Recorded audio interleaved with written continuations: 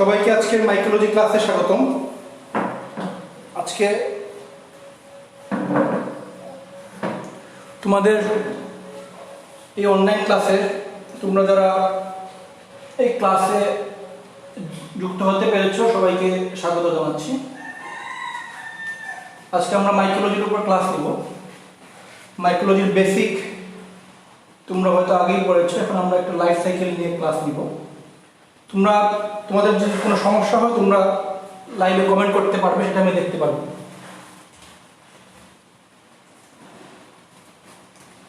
তোমরা কমেন্ট করছো।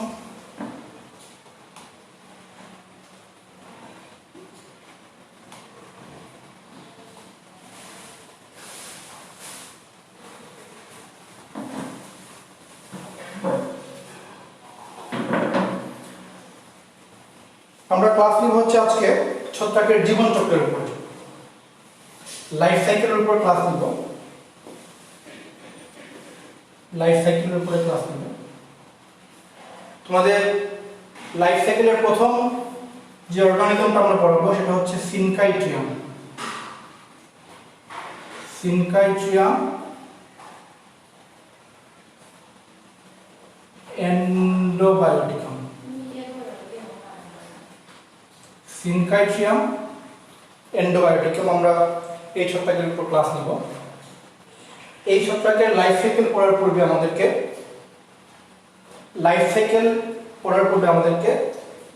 মাইক্রোলজির কিছু বেসিক টার্ম সম্পর্কে জানতে হবে, মাইক্রোলজির কিছু বেসিক জিনিস সম্পর্কে জানতে হবে। আমরা আগে সেই জিনিসগুলো একটু আলোচনা করব। প্রথমে আমরা আলোচনা করব হচ্ছে প্যারাসাইট নিয়ে।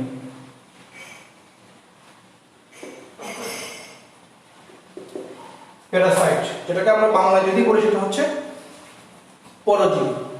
পরজীবী তাদেরকেই বলা হয় যারা জীবন ধারণের জন্য এবং প্রজননের জন্য সম্পূর্ণ বা আংশিক রূপে অন্য একটা জীবিত কোষের উপর সম্পূর্ণরূপে অথবা আংশিক রূপে নির্ভরশীল থাকে, তাদেরকে আমরা বলি হচ্ছে প্যারাসাইট।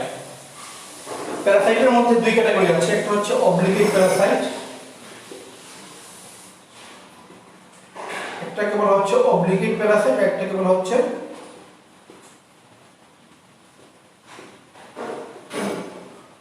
Facultative Parasite. আমাদের যেমন বন্ধু থাকে, বন্ধুদের মধ্যে যেমন দুই ক্যাটাগরির বন্ধু থাকে, একটা হচ্ছে প্রকৃত বন্ধু বা আসল বন্ধু, আর একটা হচ্ছে স্বার্থপর বন্ধু। যে প্যারাসাইটটা সারা জীবন, তার সারাটা জীবন একটা জীবিত কোষের মধ্যে থাকবে, তাকে আমরা বলবো হচ্ছে অব্লিগেট প্যারাসাইট।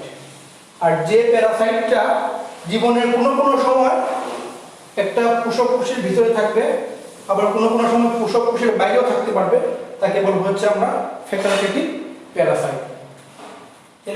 এই সিনকাইট্রিয়াম হচ্ছে একটা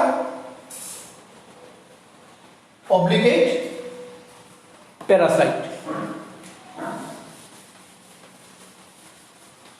আরেকটা টার্ম আমরা দেখব, সেটা হচ্ছে হলোকার্পিক।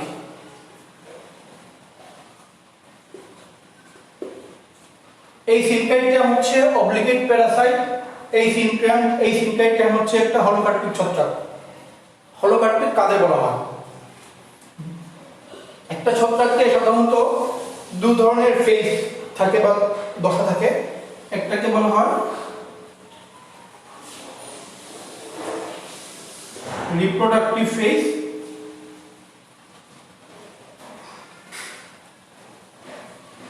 আর একটাকে বলা হয় সোমাটিক ফেজ। রিপ্রোডাক্টিভ মানে হচ্ছে তার জনন কার্য যে ফেজের মাধ্যমে হবে তাকে বলা হচ্ছে রিপ্রোডাক্টিভ ফেজ। আর দৈহিক গঠন যে কাজের মাধ্যমে, যে দশার মাধ্যমে হবে তাকে বলা হচ্ছে সোমাটিক ফেজ। যদি কোনো ছত্রাকের রিপ্রোডাক্টিভ ফেজ এবং সোমাটিক ফেজ একই থাকে তখন তাকে বলা হবে হলোকার্পিক ছত্রাক। মানে যদি একটা ছত্রাক যদি এককোষী হয়, এই এককোষী ছত্রাক সে এক সময় সোমাটিক ফেজ হিসেবে কাজ করবে, আবার এক সময় রিপ্রোডাক্টিভ ফেজ হিসেবে কাজ করবে, তখন তাকে বলা হবে হলোকার্পিক ছত্রাক। আমরা একটা এক্সাম্পল দেখি, আমরা যদি ফুল দেখি, ফুল উদ্ভিদের তোমরা দেখতে পারবা যে একটা উদ্ভিদের জননের অঙ্গ হচ্ছে ফুল, আবার তার দৈহিক অঙ্গ হচ্ছে তার পুরো বডিটা। তাহলে দেখো তার জনন অঙ্গ এবং দৈহিক অঙ্গ পুরোটাই আলাদা, কিন্তু এখানে দেখো তার জনন অঙ্গ যা, তার দৈহিক অঙ্গ তাই। তখন তাকে আমরা বলবো হচ্ছে হলোকার্পিক ফাঞ্জাই।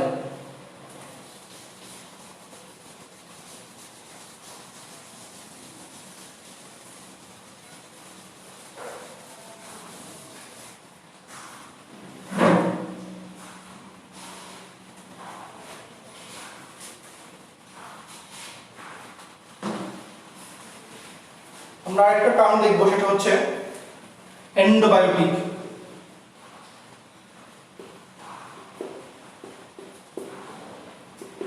এন্ডোবায়োটিক, এন্ডো মানে হচ্ছে কোনো কিছু ভিতরে। একটা ছত্রাক, এটা যদি একটা টিস্যু হয়, এটা মনে করে একটা উদ্ভিদের এপিডার্মিস, হচ্ছে উদ্ভিদের এপিডার্মিস। কোন ছত্রাক যদি, এটা একটা ছত্রাক, ধরেন এটা একটা ছত্রাক, এই ছত্রাকটা যদি এই কোষের ভিতরে থাকে, এই কোষের ভিতরে থাকে, সম্পূর্ণরূপে থাকতে হয়, তখন তাকে বলা হবে এন্ডোবায়োটিক ছত্রাক। আবার তাকে যদি, সে যদি এখানেও থাকতে পারে, তখন তাকে বলা হবে এপিবায়োটিক ছত্রাক। একটা হচ্ছে কোষের ভিতরে, একটা হচ্ছে কোষের উপরে অথবা কোষের পাশে থাকবে।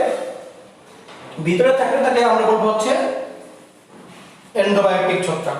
তাহলে দেখো আমরা এটা তিনটা প্রধান বৈশিষ্ট্য, সে হচ্ছে প্যারাসাইট, সে হচ্ছে হলোকার্পিক, সে হচ্ছে এন্ডোবায়োটিক।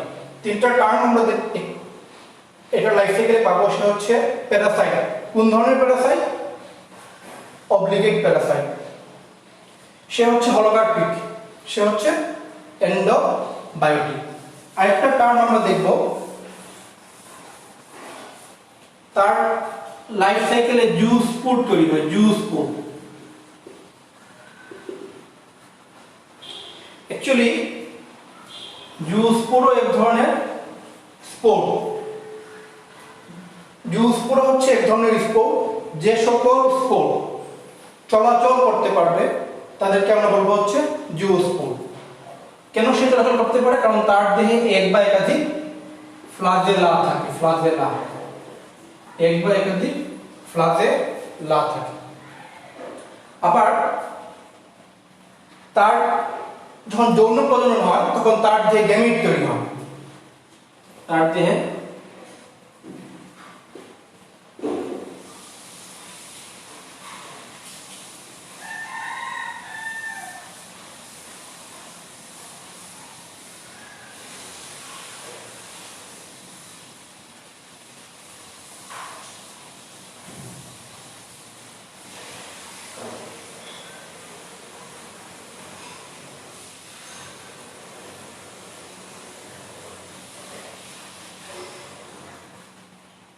তার দেহে গেমেট তৈরি হবে। এই গেমেটের মধ্যে যে সকল গেমেট চলাচল করতে পারবে তাদেরকে বলা হবে প্লানোগেমেট।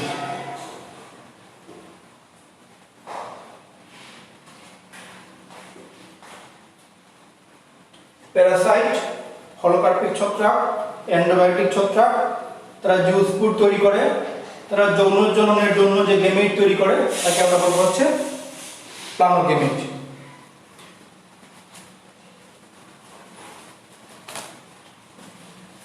তাহলে আমরা এখন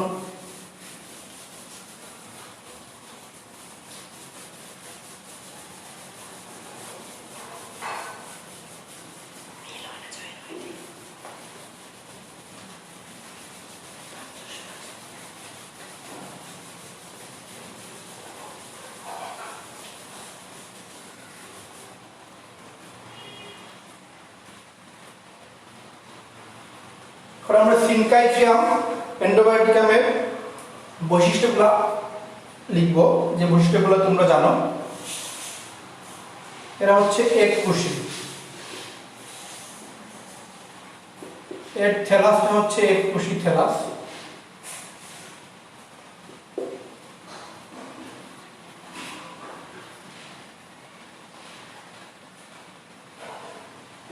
তারা হচ্ছে এন্ডোবায়োটিক।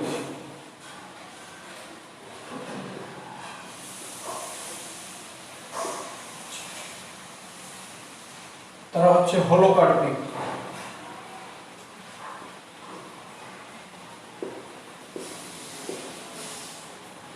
তারা হচ্ছে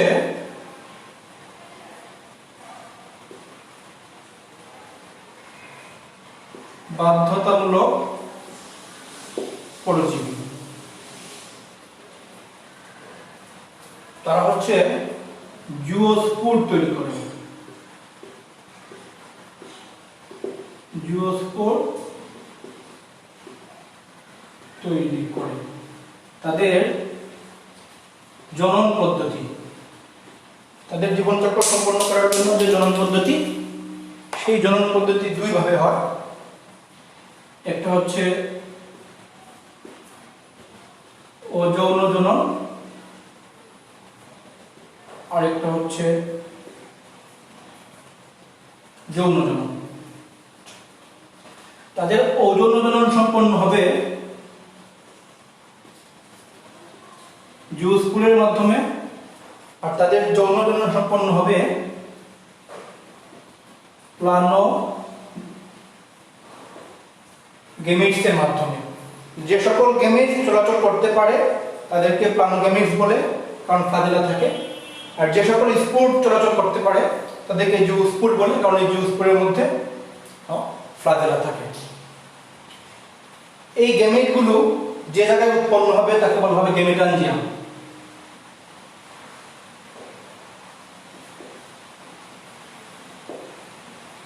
আর এই জুওস্পোরগুলো যে জায়গায় উৎপন্ন হবে তাকে বলা হবে স্পোরাঞ্জিয়াম।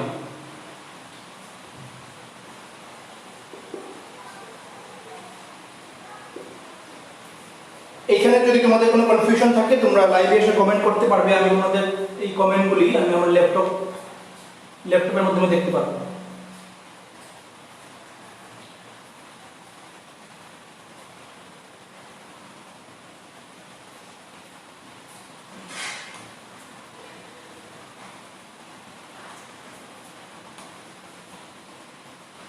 তোমাদের কি কোনো কনফিউশন আছে? একজন বলতেছে আমার চেহারা দেখা যায় না। আসলে ক্লাস শেষে আমি তোমাদের সাথে কথা বলবো, ক্লাসটা করে নিই। কারণ স্পোরাঞ্জিয়াম এবং গেমেটানজিয়াম কি বোঝা যায় না? গোলাম রব্বানি রাব্বি। আচ্ছা, জুওস্পোরগুলা এটা থলের মধ্যে উৎপন্ন হয়। এই মনে করো এগুলো একটা জুওস্পোর, এগুলো একটা জুওস্পোর। এই জুওস্পোরগুলো একটা থলের মধ্যে উৎপন্ন হয়। এই যে এই একটা থলে থাকে, এই থলের মধ্যে উৎপন্ন হয়। এই থলেকে বলা হবে জুওস্পোরাঞ্জিয়াম। আবার ধরেন এখন এটা একটা গেমেট, এটা একটা চলাচল করতে পারে এরকম গেমেট। এই গেমেটগুলা এর মধ্যে একটা থলের মধ্যে বা বস্তার মধ্যে উৎপন্ন হয়। এই বস্তার নাম হচ্ছে গেমেটানজিয়াম। জুওস্পোরাঞ্জিয়াম আর হচ্ছে গেমেটানজিয়াম। আচ্ছা, আর দেখি কোনো কমেন্ট আছে কিনা আমরা। হ্যাঁ, একজন প্রশ্ন করেছে হলোকার্পিক কি। মাসুদ আক্তার জিমি প্রশ্ন করেছে হচ্ছে হলোকার্পিক কি। তুমি মনে হয় প্রথম দিকে ছিল না, সেজন্য সমস্যা হচ্ছে। তো এই সিনকাইট্রিয়াম এন্ডোবায়োটিকাম সে একটা এককোষী ছত্রাক। এই এককোষী ছত্রাক, এই এককোষী ছত্রাকে এই একটা কোষী একবার জননের কাজ করে, আবার এই একটা কোষী দেহের কাজ করে। দেখো, এই একটা কোষ যখন সম্পূর্ণরূপে একবার জননের জন্য কাজ করে, আরেকবার যখন দেহ গঠনের কাজ করে, মানে দেহ হিসেবে অবস্থান করে, তখন ওই ধরনের ছত্রাককে বলা হয় হলোকার্পিক ছত্রাক। মানে যে ছত্রাকের জননাঙ্গ এবং দেহ দুটো আলাদা কোনো অংশ না, একটাই অংশ, তখন তাকে বলা হবে হলোকার্পিক ছত্রাক। আমরা এরপরে সিনকাইট্রিয়ামের লাইফ সাইকেলে চলে যাব। আমরা এখন সিনকাইট্রিয়াম এন্ডোবায়োটিকামের লাইফ সাইকেলে চলে যাব।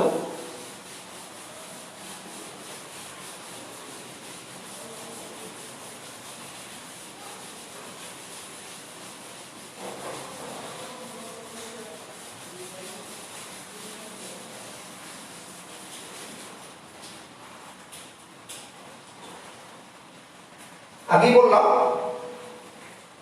তার জনন হচ্ছে দুরকম, একটা হচ্ছে অযৌন জনন আর একটা হচ্ছে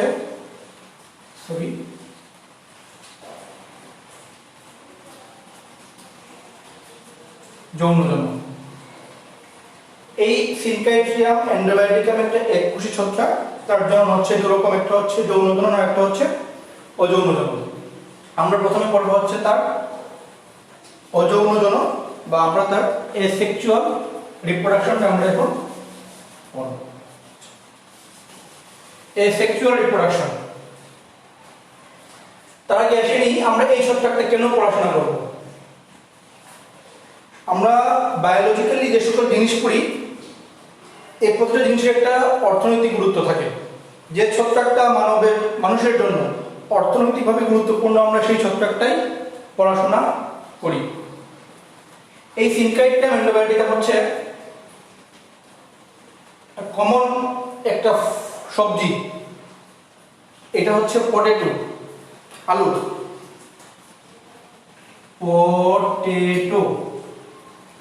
পটেটো হচ্ছে বিশ্বের অনেক মানুষের প্রধান খাদ্য। আমাদের যেমন প্রধান খাদ্য ভাত, পৃথিবীর অনেক দেশের মানুষ হচ্ছে আলু খায়, এটা তাদের প্রধান খাদ্য। এই সিনকাইট্রিয়াম এন্ডোবায়োটিকাম কি করে, এই আলুতে এক ধরনের রোগ সৃষ্টি করে। এই রোগের নাম হচ্ছে black wart of potato. Black wart মানে কি, এটাকে আমরা যদি বাংলায় লিখি এটা হচ্ছে আঁচিল। আঁচিল তো বুঝো নাকি, বুঝোনি বাবা? আঁচিল হচ্ছে দেখবা মানুষের ত্বকে অনেক সময় ওই তোমার ক্ষুদ্র ক্ষুদ্র ক্ষুদ্র ক্ষুদ্র ফুলির মতো বের হয়ে, ফসকার মতো বের হয়ে উঁচু হয়ে যায়, এটা হচ্ছে আঁচিল। এটাকে ইংলিশে বলা হচ্ছে ওয়ার্ট। ঠিক আলুরও এই ধরনের একটা রোগ সৃষ্টি করে এই সিনকাইট্রিয়াম এন্ডোবায়োটিকাম। এই জন্য এই রোগের নাম হচ্ছে ব্ল্যাক ওয়ার্ট অফ পটেটো। আমরা সিনকাইট্রিয়াম কেন পড়ছি তার কারণ হচ্ছে এটা হচ্ছে আমাদের না, বিশ্বের অনেক দেশের প্রধান খাদ্য আলু। এই আলু একটা ডিজিজ তৈরি করে বা একটা রোগ তৈরি করে যাকে বলা হচ্ছে ব্ল্যাক ওয়ার্ট অফ পটেটো, মানে আলুর দেহে আঁচিল সৃষ্টি করে। এরকম করে সে কি করবে, একটা আলুর দেহে অনেকগুলা আঁচিল সৃষ্টি করে এবং এই জায়গাটা নষ্ট হয়ে যাবে, এই জায়গাগুলো নষ্ট হয়ে যাবে। এই জন্য আমরা এই সিনকাইট্রিয়াম এন্ডোবায়োটিকামের জীবন চক্রটা পড়ছি। এই ডিজিজের নাম কি, black wart disease of potato. তোমরা 14 জন এখন লাইভে আছো নাকি?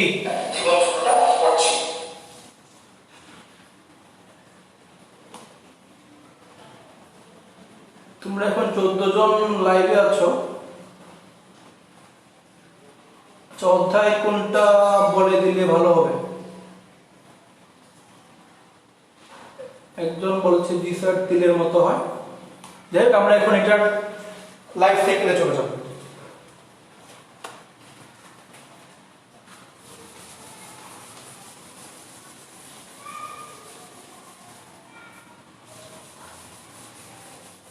যখন পরিবেশে এরকম কোনো আক্রান্ত আলু থাকে, এই আক্রান্ত আলু থেকে পরিবেশে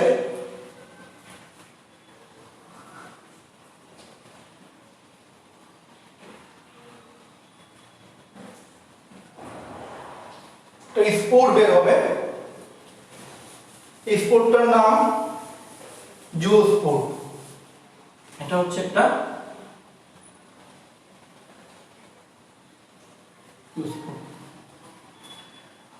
সে যখন অনুকূল পরিবেশ পাবে, এই জুওস্পোরটা তখন কি করবে, একটা সুস্থ আলুকে আক্রমণ করার চেষ্টা করবে। এই জুওস্পোরটা প্রকৃতি এবং পরিবেশের মধ্যে আছে। এরকম যে রোগাক্রান্ত আলু থাকে, এই রোগাক্রান্ত আলুর মধ্যে আছে জুওস্পোরাঞ্জিয়ামের মধ্যে আছে। এই জুওস্পোরাঞ্জিয়াম থেকে এই জুওস্পোরটা বের হয়ে আসবে, বের হয়ে এসে সে একটা সুস্থ আলুকে আক্রমণ করবে। সে এটা যদি একটা সুস্থ আলু হয়, ধরেন একটা সুস্থ আলু, সে কি করবে, এই সুস্থ আলুর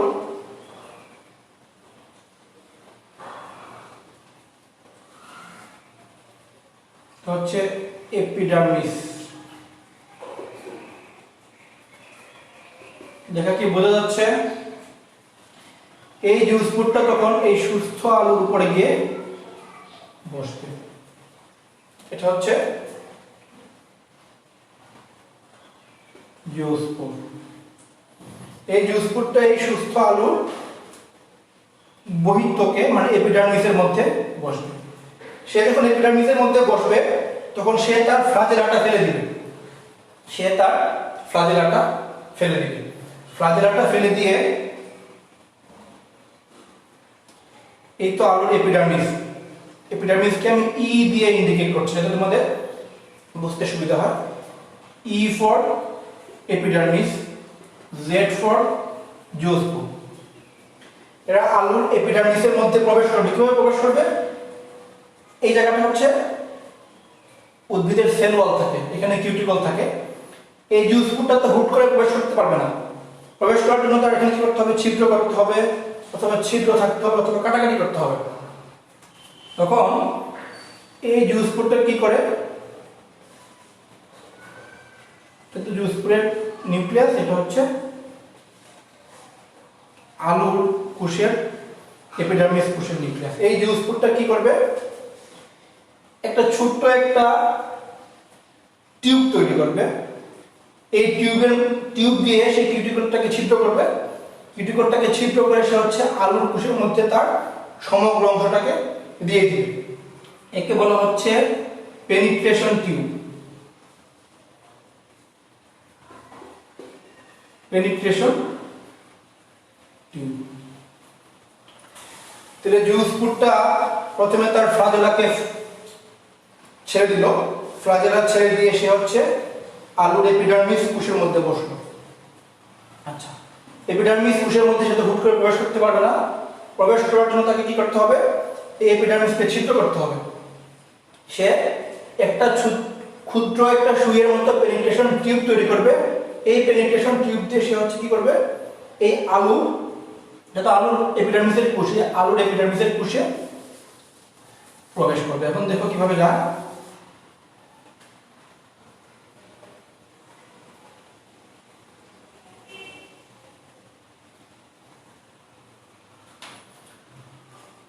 এখন এই অংশটুকু, এটা হচ্ছে জিওস্পোর জেড।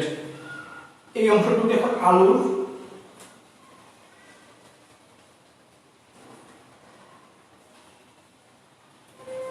এটা হচ্ছে জেড, জেড মিন জিওস্পোর। ই, ই মানে হচ্ছে এপিডার্মিসের কোষ। এই জিওস্পোরটা এপিডার্মিসের কোষে ভিতরে প্রবেশ করলো। কোষের মধ্যে প্রবেশ করে সে কি করবে, কোষের নিচের দিকে, তলার দিকে জমা হবে। কোষের নিচের দিকে এসে জমা হবে। জমা হলো তো তোমরা যেমন প্রথম ক্লাসে আসলে পিছন দিকে চলে যাও, আস্তে আস্তে কি করবা, যখন একটু ক্লাসে সবার সাথে ইন্টিমেসি হবে, সবার সাথে দেখা সাক্ষাৎ হবে, তখন আস্তে আস্তে উপর দিকে উঠবা। কিন্তু প্রথমে এসে কোথায় যাও, একদম পিছন দিকে গিয়ে ব্যাক বেঞ্চে গিয়ে বসার চেষ্টা করো। ঠিক তেমনি এই জিওস্পোরটা এসে প্রথমে গিয়ে একদম ব্যাক বেঞ্চে চলে যাবে।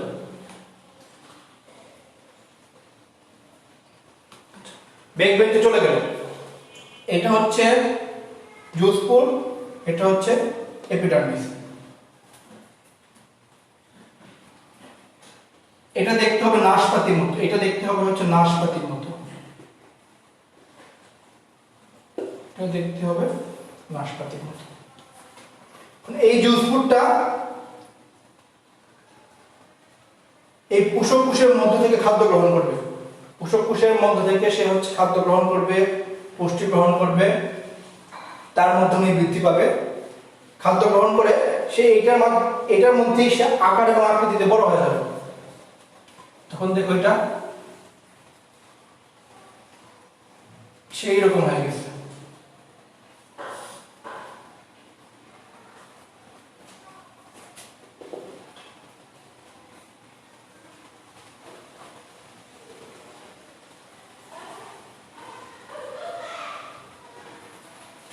এটা হচ্ছে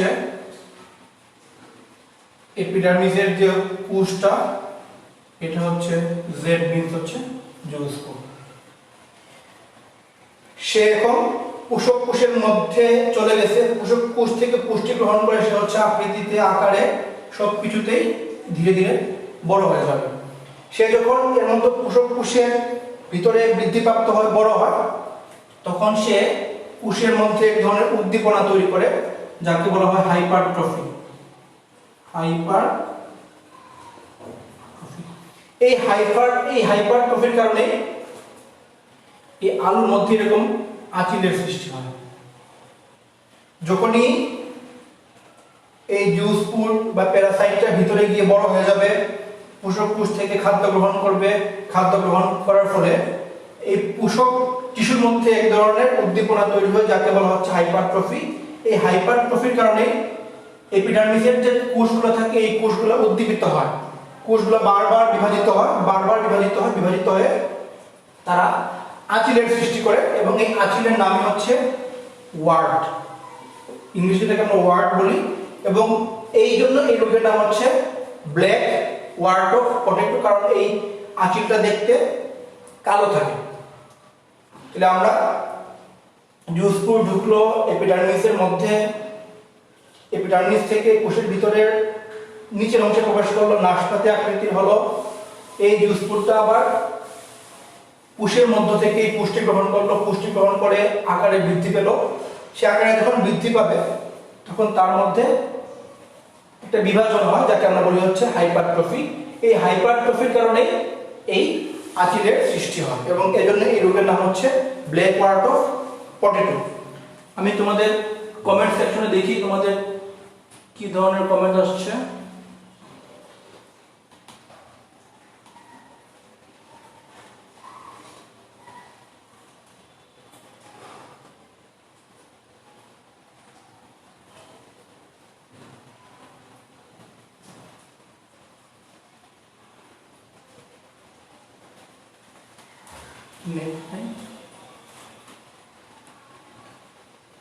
তোমরা এখন 12 জন আছো এই লাইভে। তাহলে হাইপারট্রফি পর্যন্ত আমরা মোটামুটি আসলাম। তারপরে কি হবে?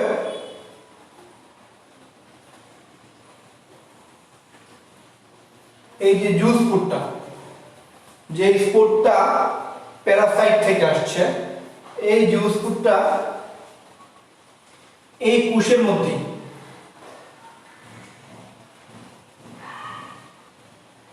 এই জুস ফুডটা এই কোষের মধ্যেই বৃদ্ধিপ্রাপ্ত হবে। বৃদ্ধিপ্রাপ্ত হয়ে সে উপরের অংশে চলে যাবে, সে বৃদ্ধিপ্রাপ্ত হয়ে হচ্ছে উপরের অংশে চলে যাবে। এই জুস ফুডের পুরো অংশটা হচ্ছে উপরের অংশে চলে যাবে। কিভাবে যাবে? এটা হচ্ছে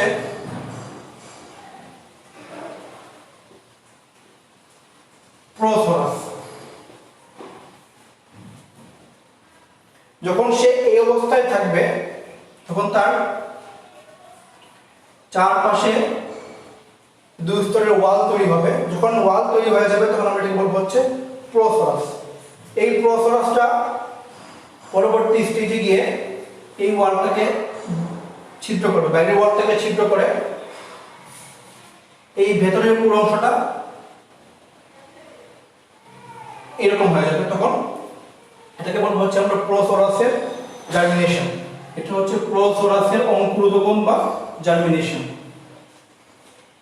প্রোথোরাসের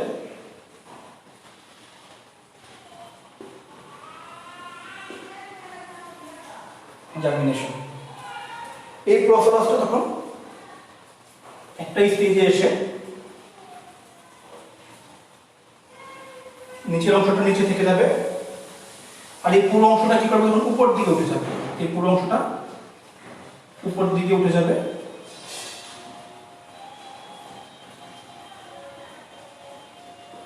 এটা হচ্ছে নিউক্লিয়াস। কার নিউক্লিয়াস? জুস ফুডের মধ্যে যে নিউক্লিয়াসটা থাকে এটা হচ্ছে জুস ফুডের নিউক্লিয়াস। এই জুসপুরের নিউক্লিয়াসে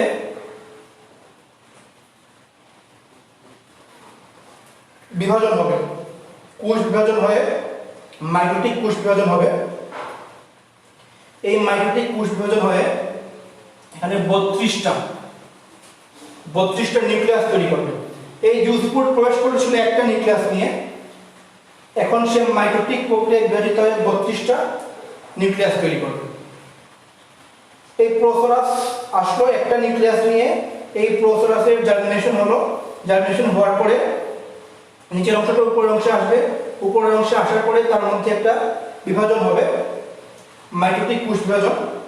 এই মাইটোটিক কোষ বিভাজনের মাধ্যমে সেখানে 32টা নিউক্লিয়াস তৈরি হবে।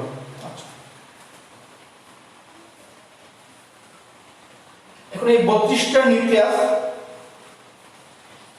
এই অংশটুকু আমাদের, এই অংশটুকু তখন কি করবে,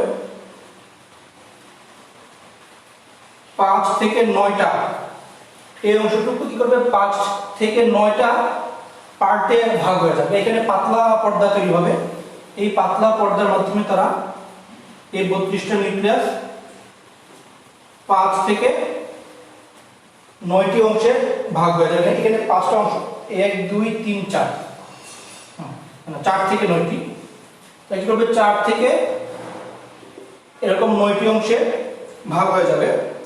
এবং এই 32টা নিউক্লিয়াস আবার পুনঃ বিভাজিত হবে এবং প্রতিটি প্রকোষ্ঠে 200 থেকে 300টি, মনে করো এই চেম্বারে 200 থেকে 300টি, এই চেম্বারে 200 থেকে 300টি, এই চেম্বারে 200 থেকে 300টি, এই চেম্বারে 200 থেকে 300টি, এরকম প্রতিটি প্রকোষ্ঠে 200 থেকে 300টি মাইটোসিস কোষ বিভাজনের মাধ্যমে হতে 200 থেকে 300টি নিউক্লিয়াস তৈরি হবে। তখন এটাকে বলা হবে সরাস। এটাকে বলা হচ্ছে প্রোসরাস, এটাকে বলা হচ্ছে সরাস। এই সরাসটা তখন কি করবে, ধরে নাও এই একটা অংশ, এই একটা অংশ, এই একটা অংশ, এই একটা অংশ, এই প্রতিটা অংশ, সাপোজ এই অংশটা, এই প্রতিটা অংশ তখন কি করবে, এখানে অনেকগুলা নিউক্লিয়াস আছে, এই প্রতিটা অংশ তখন একটা স্পোরাঞ্জিয়াম,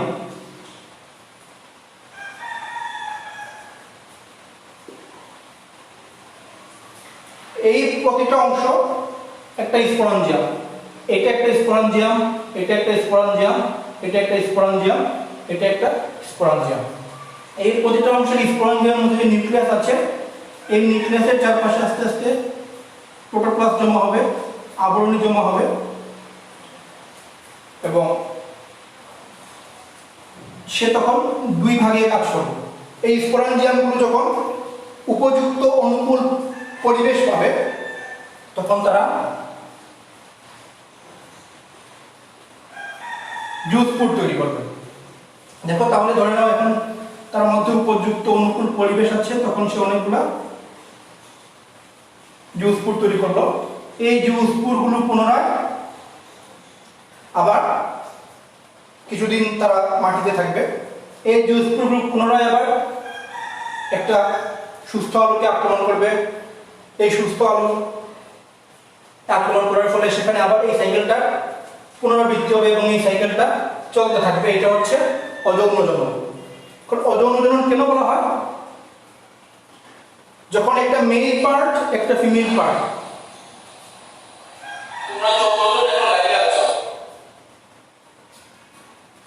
যখন মেল পার্ট এবং ফিমেল পার্টের মধ্যে ফার্টিলাইজেশন হবে বা নিষেক হবে, তখন সেটাকে আমরা বলি হচ্ছে যৌন জনন। আর যখন কোনো নিষেক ছাড়াই একটা পূর্ণাঙ্গ জীব তৈরি হয় তখন তাকে আমরা বলি হচ্ছে অযৌন জনন। সুতরাং এটা হচ্ছে সিনকাইট্রিয়াম এন্ড্রোবায়োটিকামের অযৌন জনন।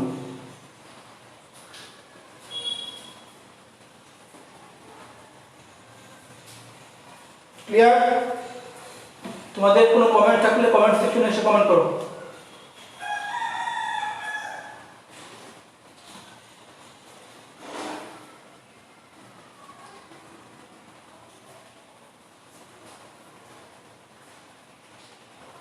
লেখাগুলো একটু বড় করলে বোঝা যাবে। ওকে, নেক্সটে করার চেষ্টা করব।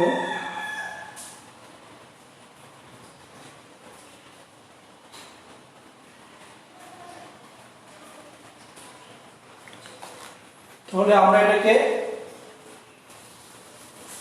মুছে ফেলি।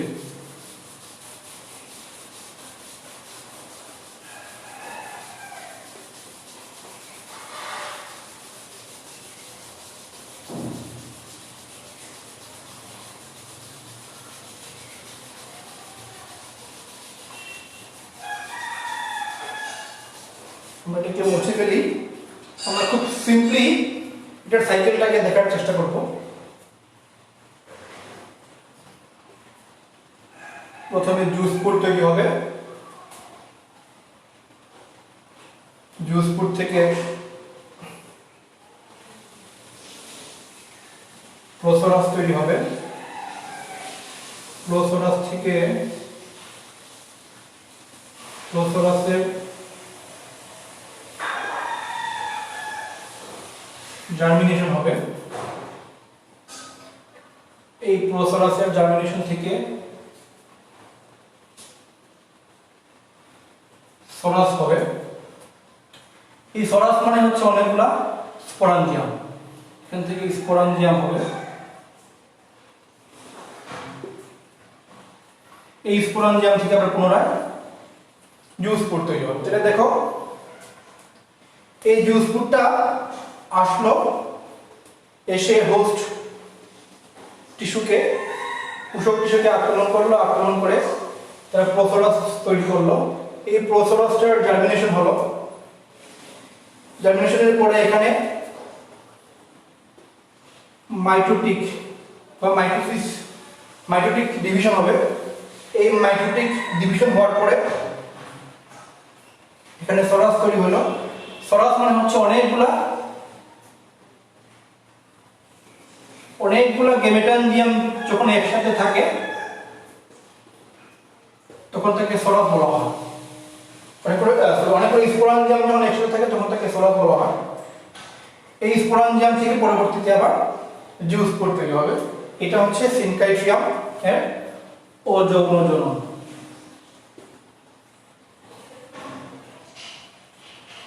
ঠিক আছে,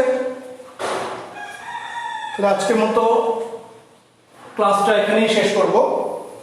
এটা একটা ট্রায়াল ক্লাস। এই ক্লাসে কি কি সমস্যা, আমি জানি কিছু সীমাবদ্ধতা আছে। মনে করি এখানে বোর্ডটা একটু ছোট, বোর্ডটা হয়তো আমি কয়েকদিনের মধ্যে একটা বড় বোর্ড কেনার চেষ্টা করব। সাউন্ডে সমস্যা হয় কিনা সেটাও রিপোর্ট করবা, লাইটিং এ কোনো সমস্যা হয় কিনা সেটাও রিপোর্ট করবা, এবং কিভাবে ক্লাস নিলে তোমাদের সুবিধা হয়। আজকে মনে করো ক্লাসটা লাইভে নিচ্ছি, নেক্সট ক্লাস হয়তো আমি জুমে নিব। যেভাবে ক্লাসটা নিলে তোমাদের সুবিধা হয় আমরা সেভাবে ক্লাসটা নেওয়ার চেষ্টা করব। আর